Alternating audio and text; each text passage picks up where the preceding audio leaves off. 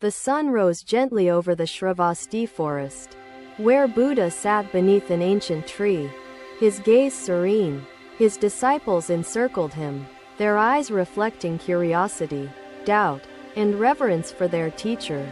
Silence greeted me as the morning breeze carried the rustling leaves.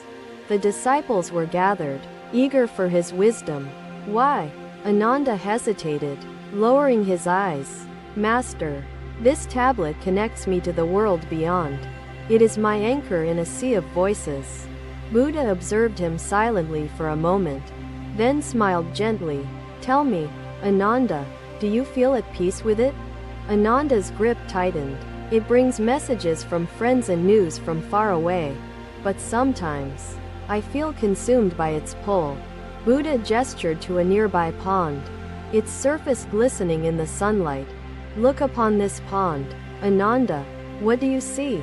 Ananda peered into the still water. I see the clear reflection of the trees and sky. It is calm and undisturbed. Buddha nodded, his voice deliberate. Now, imagine casting a handful of pebbles into it. Would the reflection remain the same? Ananda shook his head, understanding dawning in his expression. The ripples would distort the image, making it unclear. Master, Buddha's tone softened further.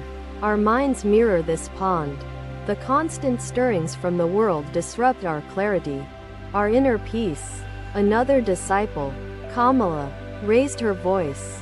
Master, must we abandon all ties to find peace? Is not connection a part of life? Buddha turned to her with compassion. Kamala, connection is essential, yet, it must not bind us. A bird cannot soar with a weighted wing. The disciples fell silent, absorbing his words as the gentle wind rustled the leaves above. Buddha continued, attachment to tools like the tablet or the glowing orb must be mindful. They serve us. We should not serve them. Kamala's brows furrowed, her voice uncertain. Master, how do we distinguish between mindful use and attachment that entraps us? Buddha leaned forward slightly, his gaze warm yet penetrating. Kamala, ask yourself with each use, does this lead to peace or unrest? The forest grew quieter, the disciples reflecting deeply. Buddha allowed the stillness to settle before speaking again. Let us practice silence for 7 days. Lay aside your tablets and engage only with nature and yourselves. There was murmuring among the group, a mix of hesitation and intrigue. Ananda looked to Kamala, who gave a slight nod. The disciples agreed. Buddha stood, his movement fluid and graceful. In this silence, you will observe your thoughts, feelings, and attachments without distraction. Begin today. The disciples dispersed, each finding a quiet space within the forest. Ananda sat beneath a young banyan tree, the tablet left behind on the ground. The first day was challenging. The urge to reach for the tablet was strong, a silent beckoning he struggled to ignore. By the second day, Ananda noticed the pattern of his thoughts more clearly, like waves receding to reveal the shore. On the third day, he found moments of stillness, brief but profound, where the weight of attachment lifted slightly. Kamala, meanwhile, found solace in the songs of the birds and the rustling leaves. She missed the glowing orb she had once cherished but began to feel lighter without its presence. On the 7th day, the disciples gathered once more beneath the ancient tree. Buddha greeted them with a serene smile, his hands resting gently in his lap. Speak, my children, he invited. What have you discovered in this time of quietude? Ananda spoke first, his voice steady but reflective. Master, I saw how the tablet had become a chain. In silence, I found freedom I didn't know I craved. Kamala followed, her tone tinged with wonder. The stillness revealed how restless I had become. The orb I once adored seems unimportant now. Buddha's eyes shone with approval. The silence is a mirror, showing us the hidden truths of our attachments. What will you do now? Ananda answered, I will use the tablet sparingly, with intention and purpose. Its place is to serve, not rule my time. Kamala nodded in agreement. I will return the orb to its giver. It no longer feels necessary to my contentment. Buddha's smile deepened. His voice resonant. Wisdom grows not from rejecting the world but from choosing how to engage with it mindfully. He gestured to the pond once more, its surface calm and reflective. When the silt settles, we see the true nature of the water. So it is with the mind. The disciples sat quietly, absorbing his teachings as the forest seemed to breathe in unison with their newfound clarity. Buddha's presence radiated peace, anchoring them in the wisdom of balance and stillness. The sun dipped lower, painting the forest in golden hues. The disciples knew their journey was just beginning, guided by the luminous path of Buddha's teachings. In their hearts, a seed of mindfulness had been planted, destined to grow with practice and intention. Another day unfolded in the tranquil forest of Shravasti, where sunlight filtered softly through the leafy canopy above. Buddha sat under the ancient sal tree, his presence calm and steady, like the roots anchoring the earth. The disciples gathered once more, carrying within them the questions and struggles that arose during their quietude. Among them was Kamala, her hands holding a luminous orb gifted by a merchant passing through the nearby village.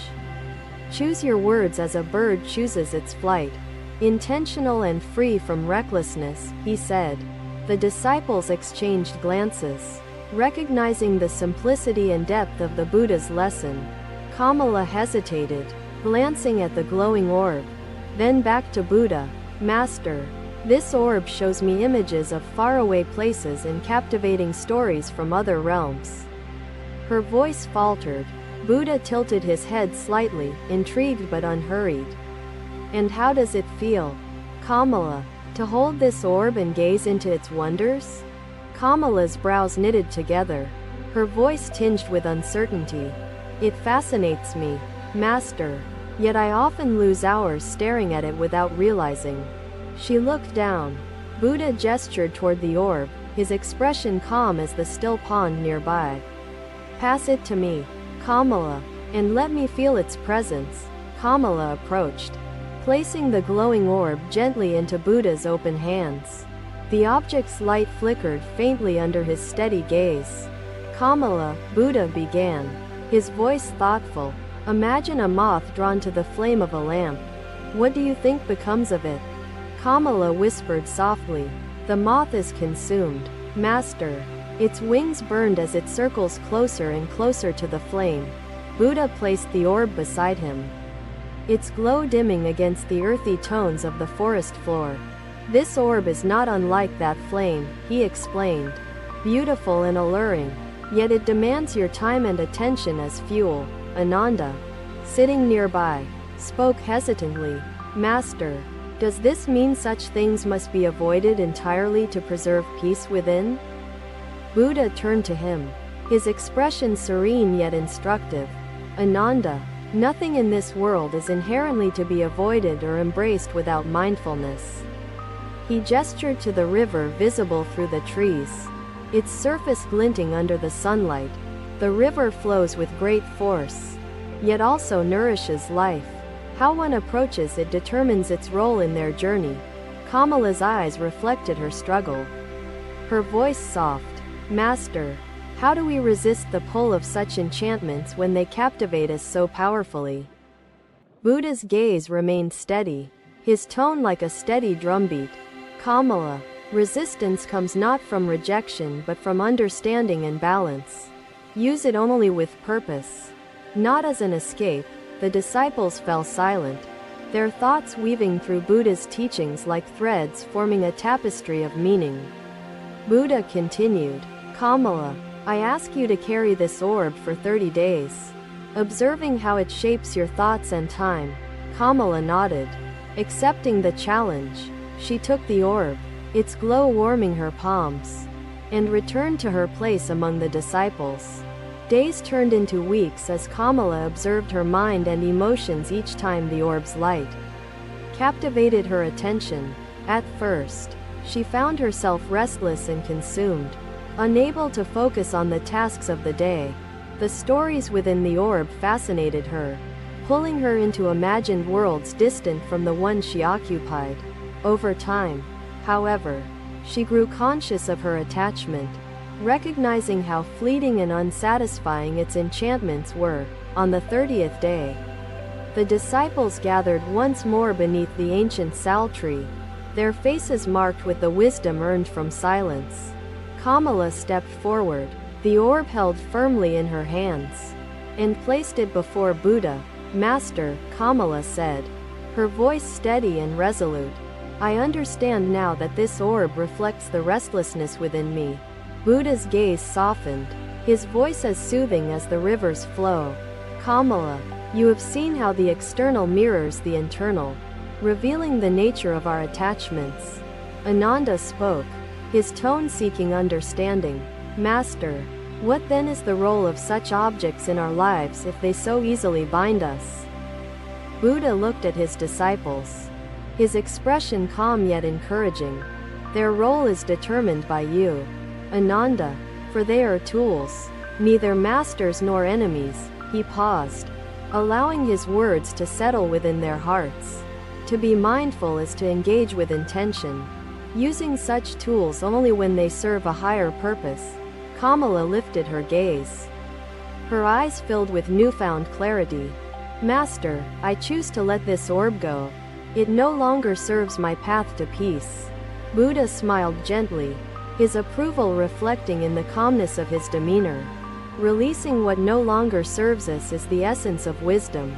Kamala, the forest around them seemed to breathe with the rhythm of their understanding, the glow of the orb fading into the earth's embrace. The disciples sat in silence, the teachings taking root within them like seeds destined to grow through mindful practice.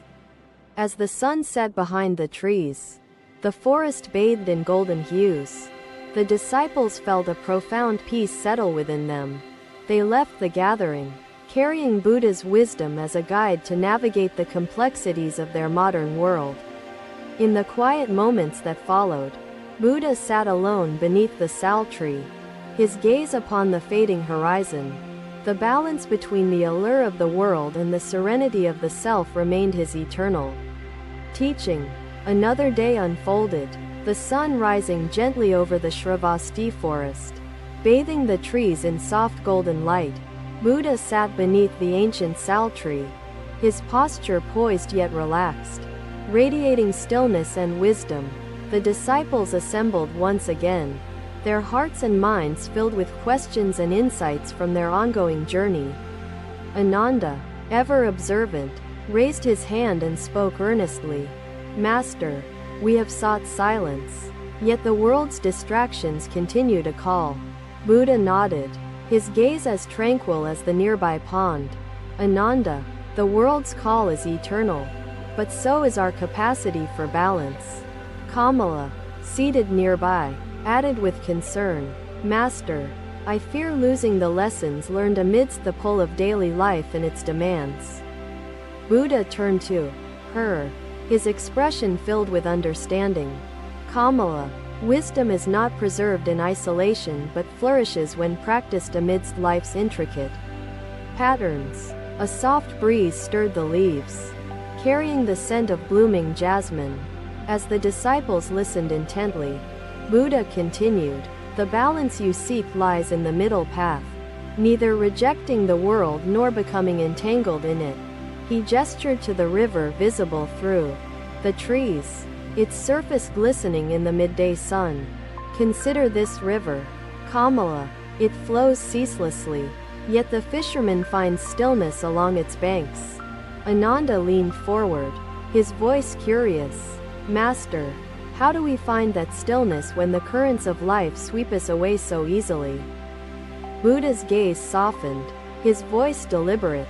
"Ananda, stillness is found not by opposing the current but by anchoring yourself with mindfulness and intention."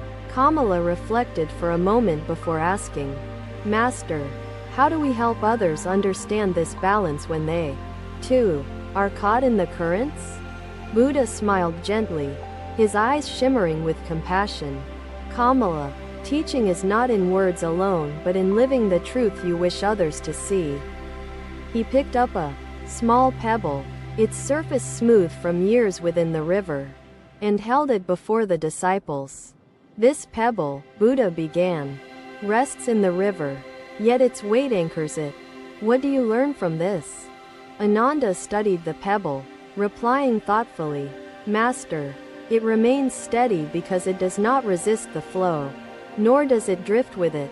Buddha's smile deepened, his approval evident. Precisely, Ananda, be as the pebble, steady amidst the currents of life. The disciples absorbed his words, the metaphor settling within their minds like seeds upon fertile soil.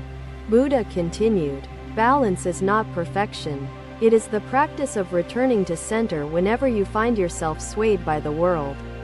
Kamala raised another question, her voice tinged with hope. Master, can balance truly be sustained?